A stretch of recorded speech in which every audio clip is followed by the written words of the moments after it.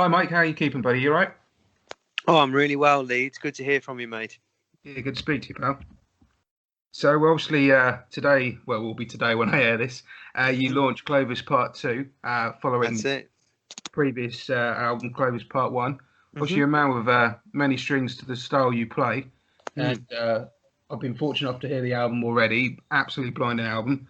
It seems to be a much more electric affair than Clovis Part 1. Was that a deliberate decision or just the way the songs came out, mate? Well, I wrote all the songs around the same sort of period. Well, I finished them at the same sort of period. Yeah. Uh, all of the songs for Clovis 1 and Clovis 2, and the songs that I wrote for the RHR's first album, the Mahogany Drift album. Oh, They okay. were all in the same bag. They were all in the same satchel, if you like, Yeah. of songs. So it was. I hadn't been writing for anything specifically. I'd just been for the sort of 18 months or so, however long it was between Jenny's Place album coming out and then starting to think about making the next album. They're just all the songs that I wrote. Yeah. So I'd been making these demos and writing down things while I was in the tour bus or in a hotel room or like at home or wherever I happened to be, just sketching all this stuff out.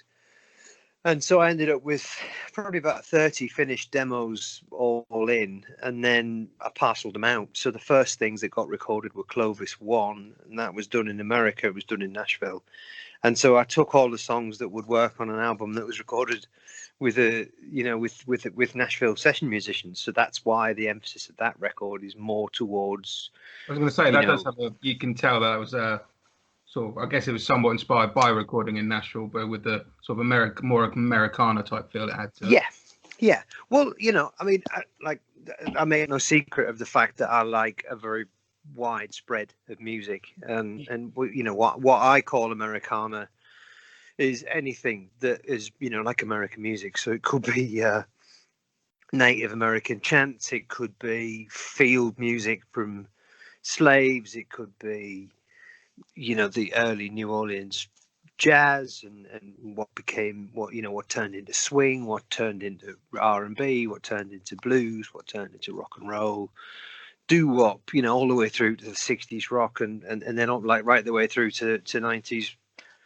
rock bands. Yeah, So that I listen to all of that stuff, and some people find it very confusing. But that's what I like, and that's what I like to reflect. So the songs that I write will go from like a sort of early Delta acoustic blues to something that sounds like Alice in Chains, to something that sounds but like 60s invasion pop or something. So from having this big pile of songs, I was able to partition them out into such a way as to make like albums, as I say. So the acoustic it's not acoustic record, but there's more emphasis on the kind of vocals and yeah. alternate instrumentation for Clovis 1. And then the rockers, the first bunch of them were on the Mahogany Drift album. So my songs on that record are She Painted the Moon and Ghost Town Rider and Oh, was it Leviathan. Ghost Town Rider one of yours? Was it? Mm-hmm. I gotta say, Yeah, that's on the album for me. That one I do love. yeah. Well.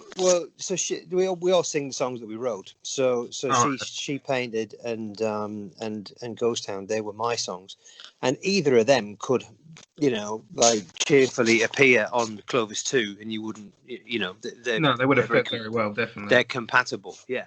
So I had like 12 odd songs like that. So the first two went on to Mahogany Drift. I mean, there's an acoustic version of the song Leviathan on Mahogany Drift, and actually on Clovis 2 on the new album is the electric version. Because they were wrote kind of, the demo for it was acoustic. Yeah. But right from the day one, even with my solo band, we were playing this kind of slower, more It's a more brooding spacey, kind of thing, isn't it? yeah, kind of spacey, moody blues rock, I guess. I don't know. But on all of the RHR shows, when we played Leviathan, we were always playing the electric version. So, kind of from day one, that was the idea. But, if you come and see my band play live, we're a rock band. We're a blues rock band. We sound like Government Mule or something, without with or without the keyboards. That's the sort of stuff that you'll get from the live show. But on the albums, I guess they just get, the songs get kind of parceled out a little bit. I mean, speaking personally, I think that Clovis 2, like the new album, is quite focused, for a collection of songs. I think they're quite similar. But Yeah, it does seem to have sort of not a theme's the wrong kind of word, but there does seem to be a general point of sounding like a hippie, a general vibe throughout the record that seems a lot more cohesive than a collection of songs. It sounds like an album. There are albums that album sounds like there's a good collection of songs, and there's albums that sound like albums. And to me, Clovis 2 sounds like a good album. Well, I mean, that was always the intention with this. In the key of A, actually. I think there's maybe 5 songs on a record in the key of A, something like that. And that wasn't intentional. It just happened to be these are the songs that I wrote. But what it let me do is on the fade out of one of the songs, you might get a bit of the melody from one of the others. It stitches it together, and then on the CD version plays like one long song. There's no gaps between the songs. They kind of one's fading out, another one's kicking up.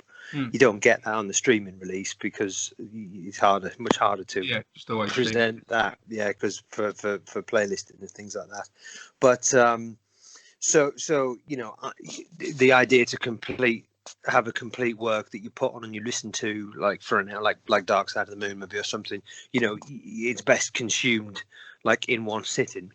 That was definitely the thing, but in terms of like the vibe in the songs individually, so strip out the kind of the clever transitions and the repeats and whatever.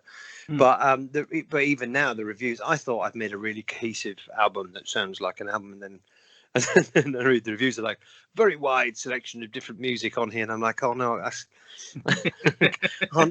don't say that, because that confuses. My experience is it confuses people a little bit. But I grew up in the era of the cassette. I mean, we didn't call them mixtapes. People call them mixtapes now, but we didn't call them that. We just used to call them tapes. Can you make us a tape? Yeah. On the little sort of ghetto blaster thing with 2 cassettes. Where you could first time ever you could sort of easily copy stuff. So and driving around in the car with C90s full of mixed up songs, and you'd be mixing up whatever it happened to be, and so I've always, and nowadays with playlisting I guess it's even more so I like to listen to an album that's got a bit of a story, and I like to listen to an album that's got a bit of a journey that it takes a listener on. This morning I was working on one of my guitars on the kitchen table, and I had Electric Ladyland on by Jimi Hendrix, and I haven't listened to it all the way through for such a long time. It pops up on shuffle on my iPod. Yeah. But actually, there's something really, and here I am kind of saying to everybody, listen to it in one sitting, please give me an hour of your time and buy my CD and have a listen. And it's been ages since I've done it, but I did it today. I put the whole of Electric on, right from like On the Gods Make Love, which is all that kind of weird flange effects and delays and things, right the way through to the back end of the Slight Return Voodoo Child. And it was great, and I was quite engrossed in rewiring this guitar. But this, and I guess there's only so many ways you can make a record that's going to blur into it. So I can see some parallels between bits of that and sort of what I've done in Clovis too. But in the same way that Sergeant Pepper's does the same thing. You put that on and it doesn't stop till you go all the way through. Really. You have to change. No. You just flip the record over halfway through. So I guess what I was trying to do is I'm there's a version of this album that'll come out on Spotify and iTunes and all them other ones that will be 10 songs that have a start and an end and then a gap, and then the next one starts and ends. But then the CD version, and only the CD version, plays like this one different thing, and that's me kind of partitioning it out. So if you want to playlist it, there's a version for that. But if you want to kind of go in inverted commas old school and sit down for an hour and have a listen all the way through, or you're going on a long drive and you know it's a good companion for that kind of journey, then doing that. And a lot of it comes from also having I have my own studio now, which I've always been paying for studio time, which is expensive. So, you know, that would always affect the kind of the post-production phase of a record, because there's one thing when you go in with the band and you're tracking, and then you're overdubbing and then you're mixing. But when you've got a studio at home, I mean, I spent like 10 times as long on this album than I've done on anything else ever. Yeah, but you've got that luxury of being able to spend that time, like you say, and allowing stuff to breathe more, I guess, rather than being constrained to time restraints. Yeah, I mean, there's definitely a positive benefit to time constraints in terms of how it informs your decision making around production and songwriting and arrangements and whatever, any aspect of it. Oh, yeah. But Clovis, all of these songs, the basic tracks of every song from the Clovis Limit 1, Mahogany Drift, and the Clovis Limit 2 were recorded they were recorded very close together. I went to Nashville for a week and I recorded, and went out on tour, came back to the UK, went out on tour, came back from that tour, went straight in the studio, recorded Mahogany Drift, and recorded all the drums and all the studio parts of Clovis 2, sort of like with, so in about 8 days total time, spread over about 3 weeks, 5 weeks. And then I couldn't do any work on them for ages because I was finishing off Clovis 1 and then touring, and so it was only like last summer I actually got to finish these off. So there was quite a long period of I was almost trying not to think about them because they were driving me up the wall. Actually, the fact that I had this really kick-ass record in the can, as it were, and I was too busy to finish it. and for a while I'm thinking, God, this is just not going to happen, because I was so busy touring and with RHR and solo, and obviously RHR did another album in between all of that as well. Yeah, because you did the instrumental album as well, didn't you? That's it. Yeah, but I mean that was a doddle because that was 5 hours to record. Or was that? Yeah, we went into Brighton Electric around the corner from my house here when we were on tour. We had a day off, so we went in there and recorded, just jammed for 5 hours. Oh wow! I didn't realize you recorded as quickly as that. I mean, there's no overdubs on that record. There's no rehearsing for that record. A couple of the riffs we played at sound checks. So, for example, on that little run of shows, I think we played Camden and we played maybe Oxford and certainly the night before we went to the studio, we were playing in Reading. And I remember going, "Oh, I've got this," and it was just the little riff of what became Tre Hermanos from that record. Yeah. So the little riff is like a 7/8 riff, and then a swing time solo section, and it keeps bouncing between the one and the two. And we sort of rehearsed it there the night before, and then the next day we just went in and jammed it. And then the next day we were playing in London, whatever it was. But then that was quite quick to mix because the producer of that record, the guy that engineered it, Paul Wynn Stanley, he's an old friend of mine. So he has we mix it. He's got a small sort of mixing studio in Hove. So we went over there, he and I, and just sat through it and went, well, that's all brilliant. Let's just edit that little bit out there because it's a bit, it doesn't really, it's drifting a little bit. It's not focused. Yeah, it's nice. And we literally just, I mean, mostly the middle bits are there.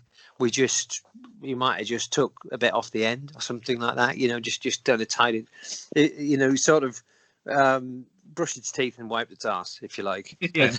But we didn't fix anything, we didn't tune anything, we didn't overdub anything.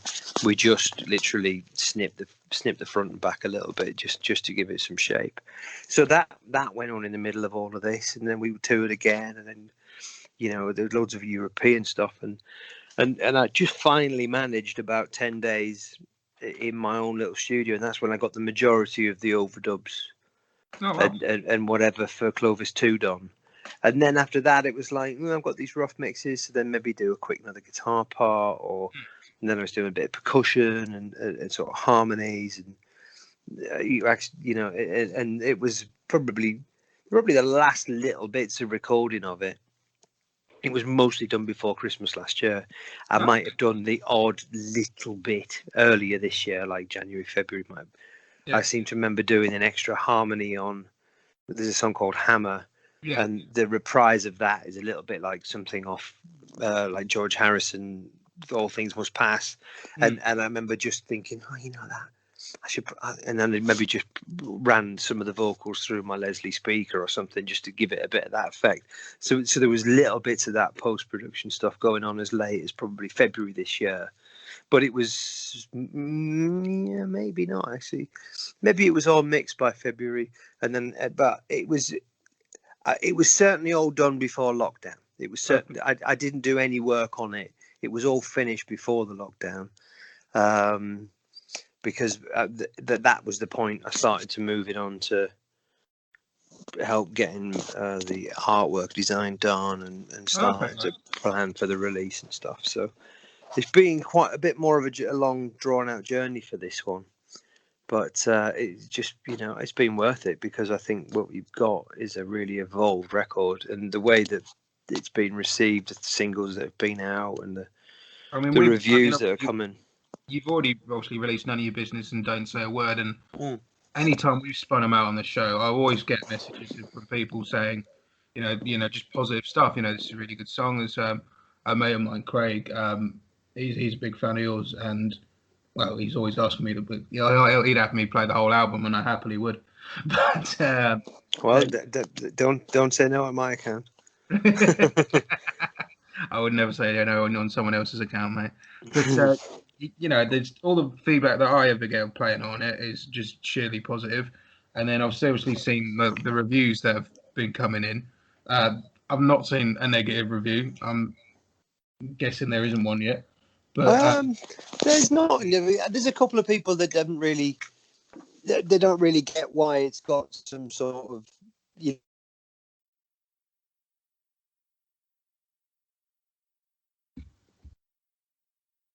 oh, you there, Mike? The songs stand for themselves, I think. Yeah, I think they do. And like going back to what you were saying earlier about an album being an album, I would urge anyone who does listen to your album to at least once just listen from it from front to end. From start. Yes, I think it makes a difference. Certainly these different mixes, with the extra noises and things. But also, I mean, I've talked about this quite a lot. It's quite accessible. If you look on my Facebook, I've got a Facebook fan group, for example, Yeah. and there's a whole series of interviews there that were done with Will Carter, where we Oh yeah. talk Oh, I love Will. in depth. I didn't realise Will had filmed them. Yeah, no, he came down to the studio in August, and we did about an hour and a half of film, and then he sent them to me, and then I actually got out to do a few shows. At the beginning of September, I went to the Czech Republic for 10 days. Yeah, I heard you've been. Yeah, and while I was on the road there, sort of while I was in the van or in the hotel rooms or whatever, I was editing them down. So I edited it down into, I don't know, about 14 different bits. So we talk about every song on the record, and then there's a bit of an intro and a bit of an outro and a bit of a kind of overview of how I see the music sitting.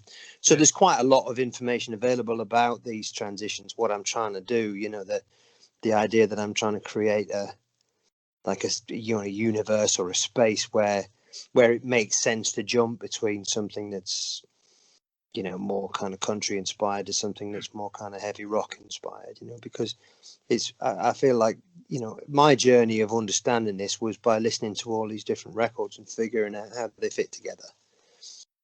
So in producing that album, or two albums as it is, Yeah. Clovis 1 and 2, that have got the kind of extents of the music that I like, I'm kind of stitching that together and presenting that finished story to the listener, Yeah. But if you want more information on it, then there's a whole series of interviews on my.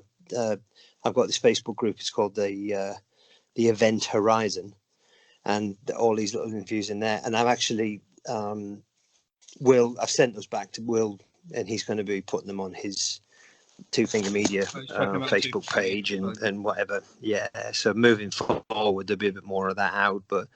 If the information's there, if certain of the reviewers, certain of the press that that have bothered to kind of read up, then they're telling the full story. And then you get the odd person that's going, I don't know why it's got spaceship noises on it, but I like the songs, you know. And I'm like, well, that's cool too, because I'm sure there's going to be people that listen to it that say the same thing. But like you say, it's like going through, like, it does read like those things linking it all together. It reminded me, although a completely different style of music, it reminded me a bit of Aerosmith's Pump album.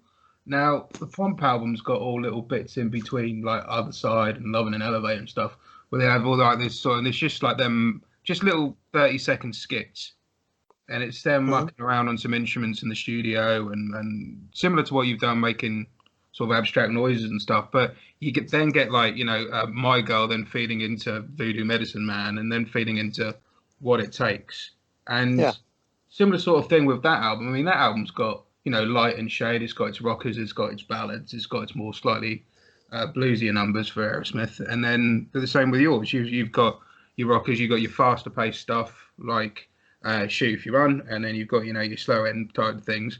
But because an album doesn't have, it's, I don't like to slate anyone else off, but when people say, oh, it's quite sporadic, I sometimes think that can be, you can have something that's got light and shade in it with it still being cohesive and going in one direction. If you were like, I think so, yeah.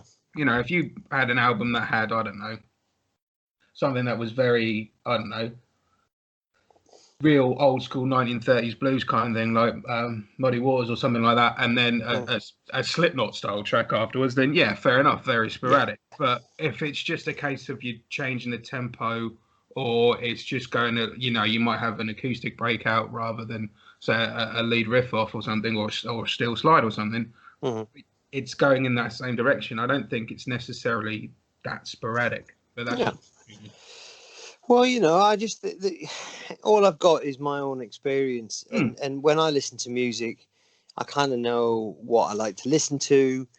I guess that I would make. I'm not like of an extremely commercial bent, so I can't sort of feel one way and say another thing.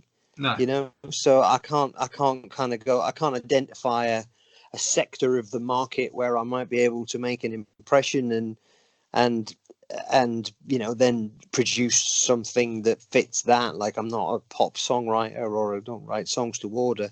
I can take notice of, you know, like, I mean, Ghost Hand Rider was a poppy song, you know, and the arrangement was designed to work well on radio, but it doesn't. That's not all it was, you know. No. And same with, say, Don't Say a Word from this record. It's a simple riff. It doesn't hang around very long. It's got a couple of verses and choruses, and then it fades out. But for me, it's still saying something, and it's got a really good groove. Yeah. But it's a lot more kind of rock radio friendly than maybe something off Jenny's Place, but that's just my experience as a musician, you know. So I'm aware of what gets played on the radio, and maybe I'll focus a little bit more into that. But I couldn't be like listening to the music that I'm listening to, but then making like some kind of band that sounds like, well, you know, you said Slipknot or I don't know, you know, like That Wild or something like that. Really, really heavy, riffy, Nordic rocked up stuff. I don't know, whatever. That could, because it's just not me, and it doesn't fit. No, of course you know, and I want to be authentic in everything that I do, and you know, that relates to, you know, kind of my views on how people should treat each other, to the kind of guitars that I should play, you know, to the you know, how the album artwork fits, you know. Or I'm trying to tell stories, you know. I'm trying to tell stories that convey to the listeners the kind of person I am, and would appeal to people that say things a similar way to me, you know. Yeah, but I think it's what you said there. It's about being true to yourself, isn't it? There's nothing. There's bands that I've liked in the past, and I mean, I was watching I don't know if you've seen it, I was watching Saxon's documentary for Heavy Metal Thunder a couple of days ago. It's a really good documentary, and they're on about when they first kicked off, you know, kicking off in the new wave of British heavy metal era, and they're going all the way through, and then they tried to crack America. And management, for want of a better term, tried to and I don't like to use the term because it sounds like I'm slaying anything American, which I'm not, but try to, for want of a better term, Americanize them and make them a bit more Motley Crue and Yeah. that Well, kind of thing. there's a very big difference between LA hair metal and new wave of British heavy metal, wasn't there? You know, Very, very much so, and yeah. yeah, but when there's money, I mean, I guess it's quite easy for me to be sitting here as a completely self-funded. You know, I run my own record label, I run my own Yeah. promotions, I do everything myself. It's really easy to sit on all of these kind of ideals, you know, and let them inform my decision making. But if you know, if you've got the kind of team that where they're definitely going to sell 1 million of your albums for you, then that's is going to influence the process, especially if you're younger, you know. Oh yeah, it is. Yeah. And you want the attention. You've worked really hard to get where you are, and then somebody tells you do this, and then you'll earn this money, and we'll get you here and there. But yeah, I mean, I know Biff a bit, and cool. and I can imagine that would have probably been quite a difficult conversation. Yeah. Well, Biff says I can hear him saying, "You can piss up if you think I'm going to do that." I mean, okay. I mean, I don't know Biff, but I've been fortunate enough to meet him once or twice, and he's always been really solid and down to earth anytime I've met him. But, yeah, well, he is. He's you know, they're from Sheffield, aren't they? So yeah. you can't get much more pragmatic than that. Nah, like there's a bit on the documentary. It's just after he's obviously like reflecting back on that period, and it's around the sort of solid ball of rock era, sort of early 92, 93, maybe I think, and he's on about like, you know, the record company don't care about us anymore. If we're gonna do this, let's do it properly and do us, or we're not bloody doing it at all. Yeah, that sounds like moment, it. You know, you then had. I mean, my dad was a huge Saxon fan, and I sort of grew up around them. And then I remember, no, firstly Saxon, Lionheart era, early 2000s. I saw them, and I just remember going out and like, you know, I knew the hits at that point. You know, I was to 2000, so what was I 13? So yeah. I knew the hits. I knew, you know, Princes of the Night and 747 and bands played on and stuff like that. But then they came out with this Lionheart album. I remember Dad's going, right, we've got to buy the new album, mate, because we're going to see that tour. Okay, fair enough. And we sat down and listened to it the night before we went off to see him in Norwich. And that was me gone. That was me, huge Saxon fan ever since. Yeah, Doug Scarrett lives here in Brighton. So for years and years, I worked in a big music shop here in Brighton, and I got to know Doug. And you know, and I know him reasonably well. I mean, we're not close mates or anything, but we're friendly, you know. And he's a lovely guy, really. And I mean, he was just like a struggling musician, like all of us, you know. And then somehow got plucked into be the guitar player in Saxon, you know. And he's so chilled out, and he's the opposite a bit. But yeah, good luck to him. But I think, you know, nowadays, particularly like, you know, the emphasis is shifted away from, especially with a band like that, because they've got a big audience, so they can rely, you know, they can communicate directly with that audience and and work with long-standing heavy rock promoters and you know, just kind of have a perfectly good career that doesn't involve any kind of sophisticated marketing strategies from A&R departments of multi-million-pound selling album companies, you know. It's a very different thing. I mean, I'm right at the other end of that wedge, you know, just kind of emerging as an artist, trying to stay true to what I want to kind of convey in my music, but having a bit of a nod of what other people like. And it's really just so, like, you know, I would never have called my music Southern rock. No. But it really is Southern rock. But we see, I thought Southern rock kind of died out when the aeroplane crash took out half of Lynyrd Skynyrd. You know, I didn't realize that it was like a living, breathing genre. It's a real big scene at the minute, though. Yeah, and I guess maybe it wasn't, and it came back, and I didn't know. And it was actually when I started hanging out with Jack Hutchinson, and he was describing himself as Southern rock, and I'm like, really? Okay, well. Because I was doing this when I was 16. I didn't know about all this. So, okay. So you know what that means, yeah? Okay, you're right. Oh, well, there's you know, Rambling Man, big festival. Oh, Southern rock. Okay, so you know, being like moving towards that's very natural for me because that's you know, when I play the blues with my band, if I play a blues song, it's like it's the approach that I learned from listening to the Allman Brothers, really. You know, so they're the kind of originators of that scene. Although I know that Greg Allman hated being called Southern rock, but they did originate it because they were proggy, they were jazzy, they were riffy, and they were bluesy, all within the same set, if not the same song. And that really kind of describes my band, you know, or what I'm trying to do. So moving towards that and just being able to use that expression to as a description of the music that I'm playing, I think it's been really useful for people, because, you know, there are bands now that people can relate to in that style, and Government Mule being a good example, you know. Yeah. It's funny you mentioned Government Mule, Allman and Ramblin' Man. Both bands I saw at Ramblin' Man for the other year. In fact, I'm really glad I got to see Greg Allman before he passed away, bless him. Yeah. I mean, I didn't see him. I saw the Allman Brothers in 1991. Actually, Oh, okay. when I was young, I went to Manchester to see them. Yeah, it would have been. I was just watching actually just today on YouTube. The Manchester gig's not on YouTube, but there's a gig from somewhere in Germany. And it's like, it must just be a few days either side of when I saw them, and they're all, what would it be? They would be in their 40s by then, you know. So and they look really pissed off with each other. they really hate each other. And the only two that are smiling and kind of interacting with each other are Warren Haynes and Woody, the bass player. You know? The rest of them, they're not really so much. But I don't remember that when I went to see them. I was 16, and I was kind of jammed right up in front of the barrier.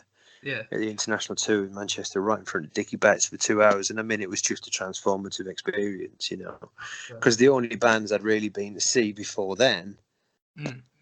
Might have been my mum used to work in the kitchen of a pub in Durham, and so from the age of about 14, she used to sneak me in. So when everybody was in, and you know, the music had started, I used to come out the kitchen and stand at the back and watch these bands. And so the Groundhogs used to play there quite a lot. Tony McPhee and other bands like that, blues rock bands, I suppose. You know, I saw a band called Beckett, which has Terry Slessor, who was sang in Backstreet Crawler with Paul Kossoff. Yeah. And there's a guy called Arthur Ram who was the guitar player for that band. He owned one of Paul Kossoff's Les Pauls. Very famous story. I think he sold it recently, actually. But you know. Yeah, he lived in Sunderland, and I didn't know this, but I loved Free, and then I turned up, and then the story came out. These kind of guys were telling me about it, and Arthur Ram's playing this Les Paul, and I got some pictures of me with a really pissed off looking 16-year-old holding this original 59 Les Paul that he was gigging in a, I mean, it's a pub really. They were selling tickets. It was like in the lounge. Yeah. But so I had seen bands like that, and then I think I went to see Bo Diddley or something. But then the next band that I went to see was the Allman Brothers, and then really that was it. You know, like every other band I went to see after that, I was like, yeah, it's good, but it's not the Allman Brothers.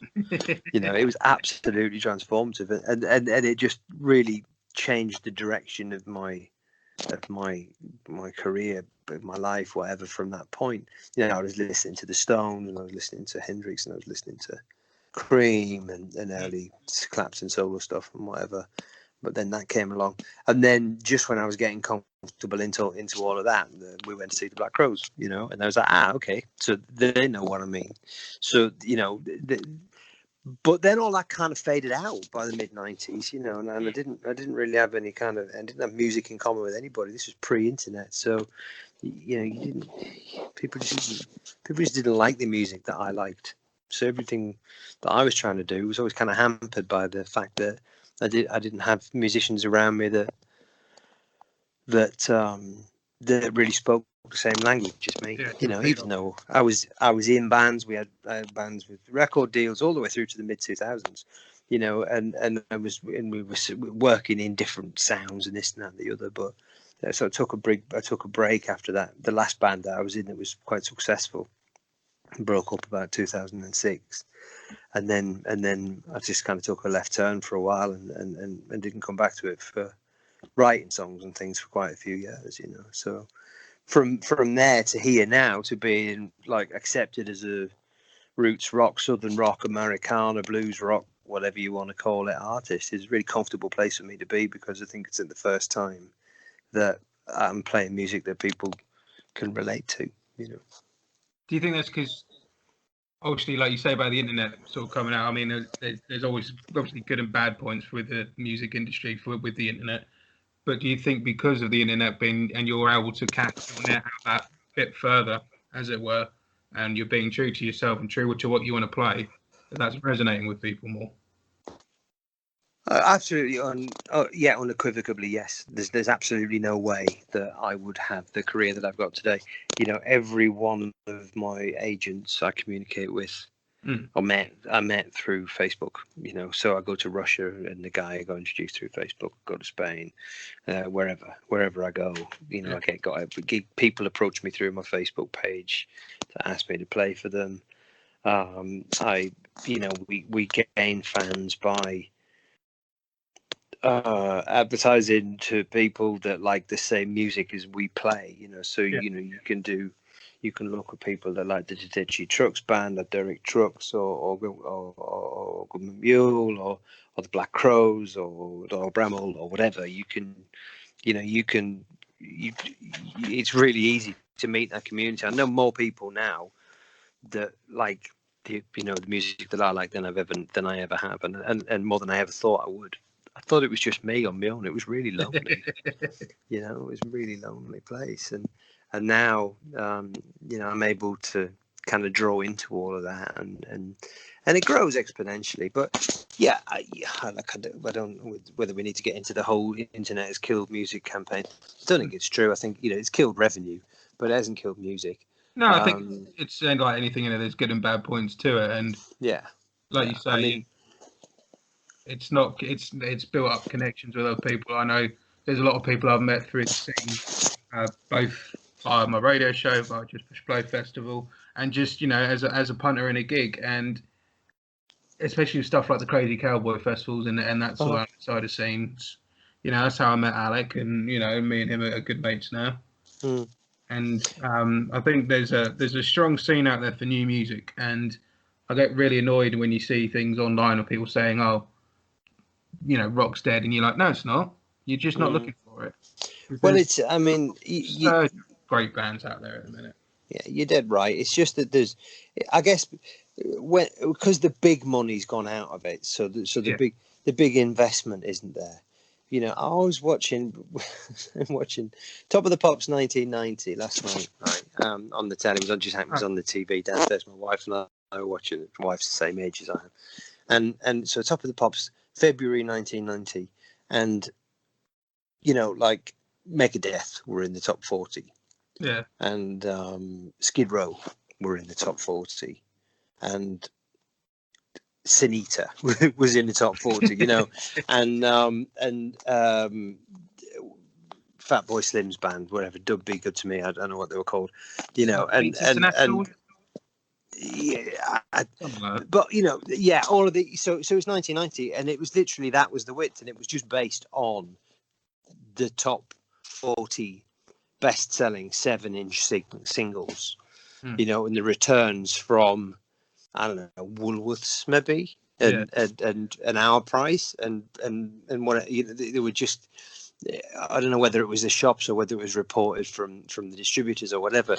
But if you're one of the top 40 artists, then you got a mention on Top of the Pops, and you got, and Cher was on it, and you get a bit of a Janet Jackson video, and and Sinead O'Connor was at number one with that Prince song, Nothing Compares to You, and that was your music, so that take your pick, you like some of that. But I guess, so there was a lot of money involved at those points. Maybe I don't know. I honestly don't know. It was all before my time as a professional, you know. So in terms of like, I don't really understand, and it's a bit like everything, isn't it? It's a bit like, you know, you see old guys now wearing T-shirts saying, I may be old, but I saw all the good bands, you know. Like, yeah, probably did, you know. But everybody always tells you things used to be better. I mean, look at Brexit. There's this you know, this dream of some kind of 1950s halcyon days of Spitfires overhead and the Bobby on every street corner, you know, and it's never true. No, so I don't know whether the industry was ever any better than it is now. I think possibly that you'd get a bit more investment, you know, as a young band from a label, but whether that is, so maybe more people would be willing to take a punt on you and put some money to you in terms of your advertising. But there's no reason why you can't just do it yourself now. You know, there's no reason why you can't. You know, doing what I do and self-funding it, or funding it as a result of, you know, like having control of my own sales. So instead of getting 90 pence per album to be split 5 ways across the band, I get 9 quid of every 10 quid that somebody spends on my web store. You know, so the internet is amazing for that. And my last single, but one, None of Your Business, is on a Spotify playlist, so it's been 10,000 people have listened to it since it came out. You know, I couldn't, and they're all people that like Southern rock, because it's on a playlist of new Southern blues, you know, or new Southern rock or whatever it's called. So they're niches, so there'll never be a top 40 like that. You'll never see Sunita playing next to Megadeth, playing next to, you know, God knows who, because we've split apart. But then, you know, you and I wouldn't know each other if it wasn't for Facebook. I would never have met Alec if it wasn't for that. And you know, you can have a very successful career as a musician with a relatively small fan base, provided that fan base is loyal and they keep picking up what you're putting down, you know. So if I have 1,000 fans and they all spend £100 a year with me, I got £100,000 turnover business. Yeah. You know, which means I can afford to pay my musicians and afford to create, you know, and pay my mortgage and pay my child support and pay my bills and keep something back to be able to continue to write and record and produce new music, you know. So I don't ask a lot from this other than it's just be sustainable. And, you know, things are a bit of the spout at the moment with COVID. Yeah, of course. But, you know, it'll come back. There'll be something will change. Things will change. And in the meantime, I've learned new stuff. I've learned how to make films, you know, learned how to make my own videos. I've learned how to do all the things that are going to support this musical career moving forward. I haven't been sitting around waiting for things to get back to normal, because they're never going to get back to normal. You know, they're never going to be the way they were. Of course not. But it's too big an event to not go back to where we were, sort of thing. Yeah. Well, by the time you air this, I'll have played my launch show. My launch show is the day before the album launch, and you know, for example, okay, so actually we were hoping to put a small crowd in that room, but it's not going to happen because of the regulations. We're doing it from a studio, broadcasting from a studio, rather than a venue. But we're going to broadcast it. It's going to be on multiple cameras. It's going to contain video that I've made especially for it that we can cut to. So there'll be a little introduction, you know, and a bit of intro video. Then the band will play a couple of songs. Then a bit of video will kick in while we change guitars and, you know, do whatever, and then come back. So we're making the most of the format. So why on earth would you do away with that when, so say we fast forward to this time next year, and, you know, God, we all hope that there's going to be some kind of return to normality in terms of the numbers of people you can put in venues and things like that. But in the meantime, we've all put all this work into learning how to live stream on multiple devices.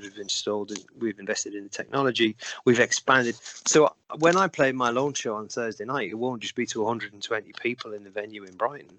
It will be to however many people, but, you know, some of those people will be in Los Angeles and Spain and the Netherlands and Scandinavia and all over the UK and Czech Republic and Russia, because these are the people I've been selling tickets to Yeah. And so it's like a multinational, it's like an international launch party. And so, this time next year I could do I mean, I won't have an album out next year, probably, but the next album launch, we might have however many hundred people were in whatever venue we're in at the time. But why suddenly restrict? Why shut off the opportunity to play to people on the stream at the same time? So it's forced an evolution on the industry, and that they're kind of the snake's out of the jar now. So Oh yeah, I think you're right. yeah. I was chatting to Ian Day of Gallows Circus Mm-hmm. a couple of days ago, and we were having a very similar conversation where Ian was saying that he's learned so much in terms of technology and streaming stuff, or whether it be acoustic sets in his room or video editing for their EP that they released. And like he said, we've learned all this stuff. I'm not going to not do it just because we've now got the green light and we can get the people we want in the room. You just combine the two. Mm-hmm. Well, he's been great, hasn't he? He's done a lot. That he's been doing a regular show. Oh yeah.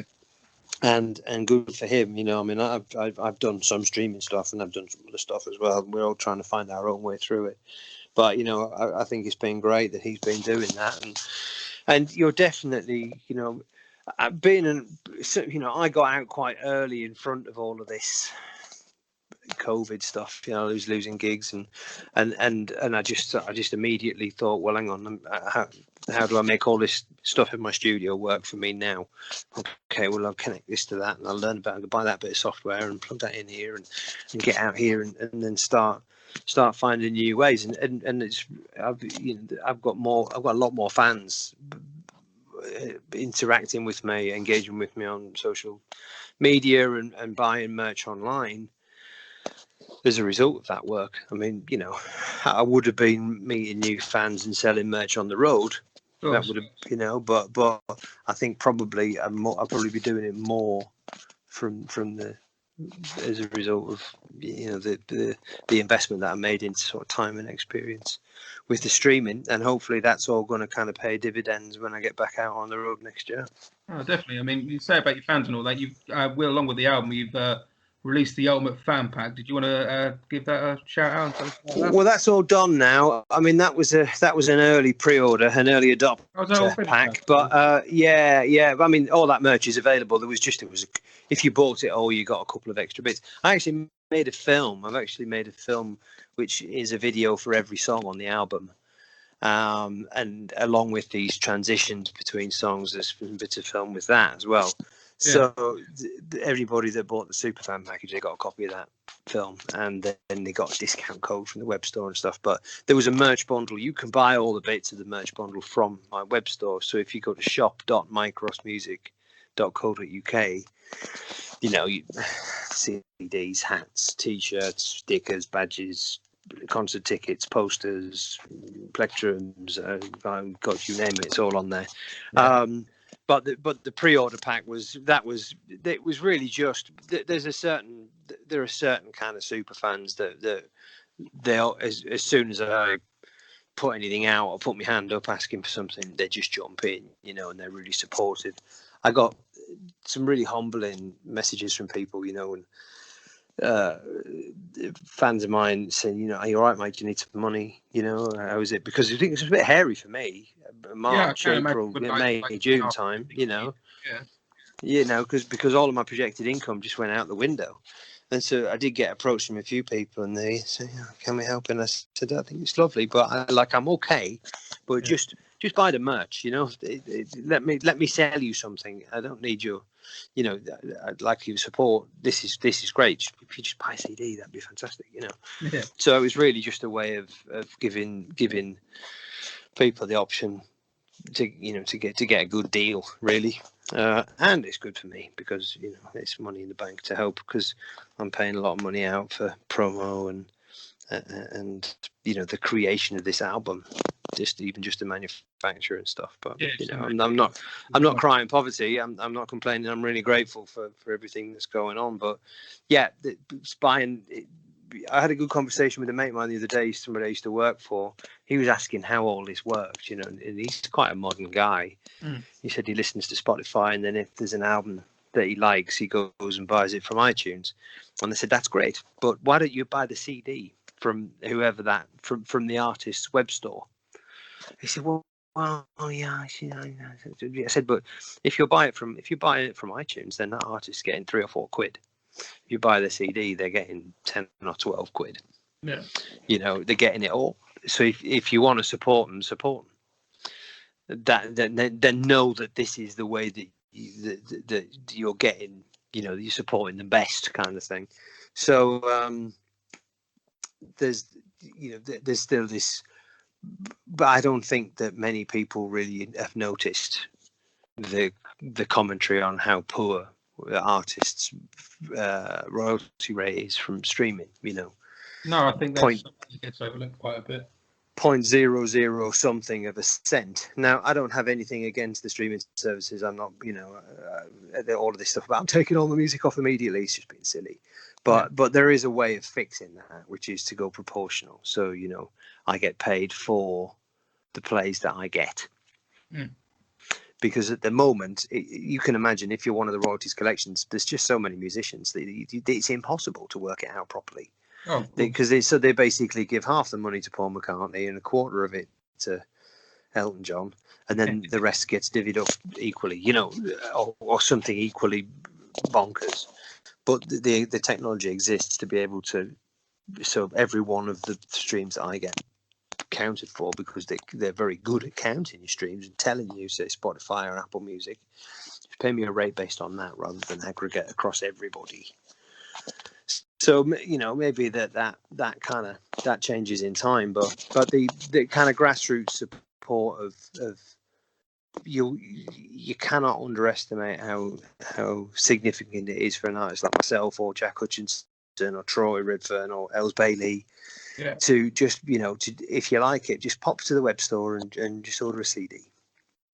You know, and that's how we all pay our bills. Yeah. I mean, you mentioned that, for want of a better term, being old.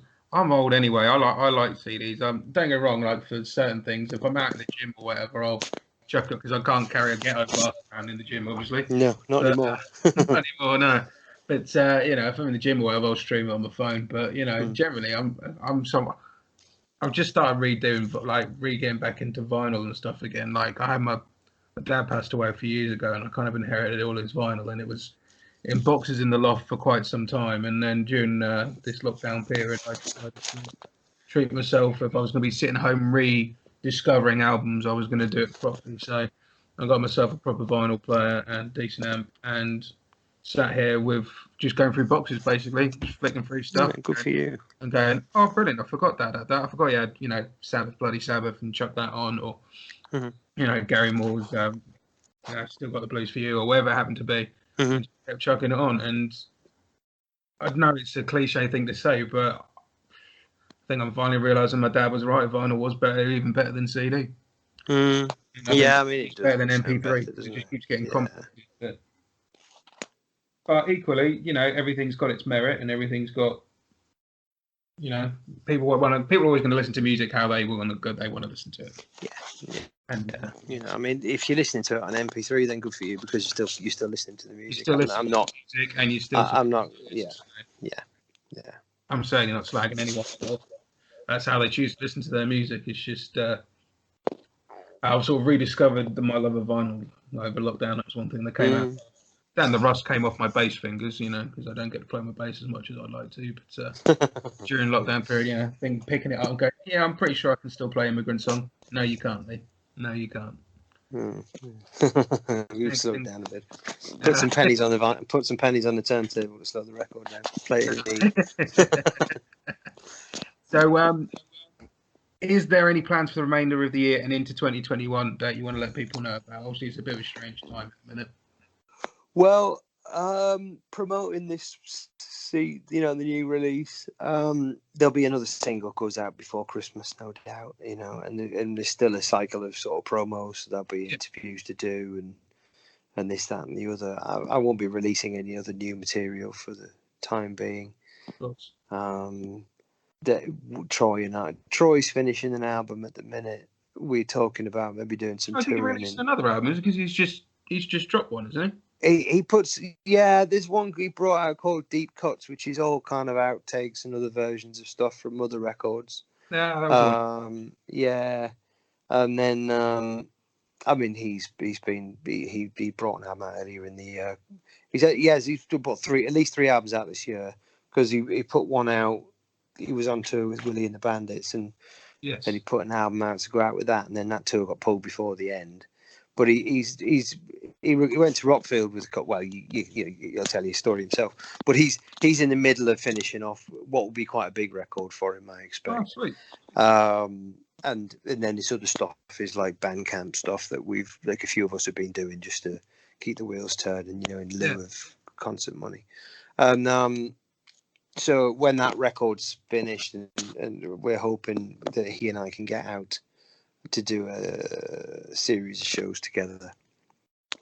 February, March time. I mean, it's all up in the air at the moment. Yeah. But we're talking. It wouldn't be an RHR.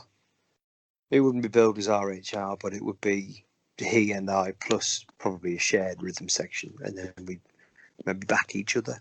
So do a set each where we're. So it'd be slightly different to the RHR format where we were taking it in turns to sing. We maybe do like my set first and then his set, and then the next night flip it around or whatever it is. There's talk of that. So that may be sort of February, March next year. I've got festivals booked and European tour stuff starts again sort of end of February next year. Of course, at the moment, there's no guarantees. But so we'll know. But we'll after Christmas we'll know where we are. But I'm not booking any live work in the UK. Just pragmatically, there's so much uncertainty. Manchester's locked down again, isn't it? And yeah, it is. Yeah. South Yorkshire's locked down again, and it's so difficult that I just think that. I'm just gonna try and keep my powder dry and save my energy for next year. Right. So as the album will be out when we air this on Friday, you can choose whatever song you like from the album. What song do you want people to hear? It doesn't have to be a single. I'm willing to play anything you choose. Well, why don't you play "Shoot You If You Run"? That is, got to be honest, that is one of my favourites off that. I do love. Yeah, that. I seem to remember you saying that, so I thought I'd backhand that one at you. But I don't think it's had a lot of play. Cool. I don't think it's the last track on the album. Yeah. But I think it would suit your show, and I love it. For me, it's like Bon Scott jamming with definitely with Neil Young. Yeah. All right, mate. Well, thanks for talking to us, dude, and take care, man.